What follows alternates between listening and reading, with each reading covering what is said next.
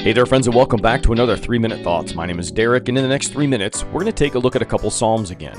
Psalm 73, 77, and 78. These Psalms wrestle with this deep doubt, the idea of God's faithfulness across generations and the doubt that we oftentimes bring in. So let's take a look at Psalm 73. Asaph is being brutally honest in this psalm. This is a psalm written by a man named Asaph. He looks around and he sees wicked people thriving while faithful people suffer. We've probably thought the same thing, right? Why do bad things happen to good people? Okay. So he says in verses 2 and 3, "But as for me, my feet had almost stumbled. My steps had nearly slipped, for I was envious of the arrogant when I saw the prosperity of the wicked." I mean, we've all felt like that, right? But here it is. There's a turning point that comes when he enters the sanctuary of God. It's in God's presence that he realizes that what looks like success now is fleeting.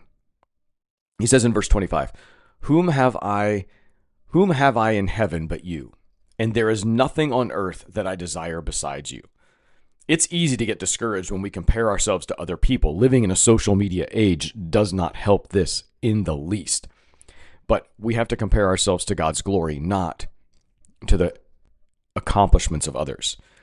So Psalm 77 is filled with anguish, this deep darkness. Asaph is in the dark night of the soul. He cries out in verse 2, "In the day of my trouble I seek the Lord. In the night my hand is stretched out without wearying." He wonders if God has forgotten him. But again, there's a turning point when it comes to him when he remembers. It says in verse 11, "I will remember the deeds of the Lord. Yes, I will remember your wonders of old." He reflects on the Exodus and how God led his people through the Red Sea, even when his footsteps were unseen. Then in 78, we find a little bit of a history lesson. This long psalm is basically a retelling of Israel's story, from the Exodus to the wilderness to David. Asaph calls God's people to remember and then pass it on.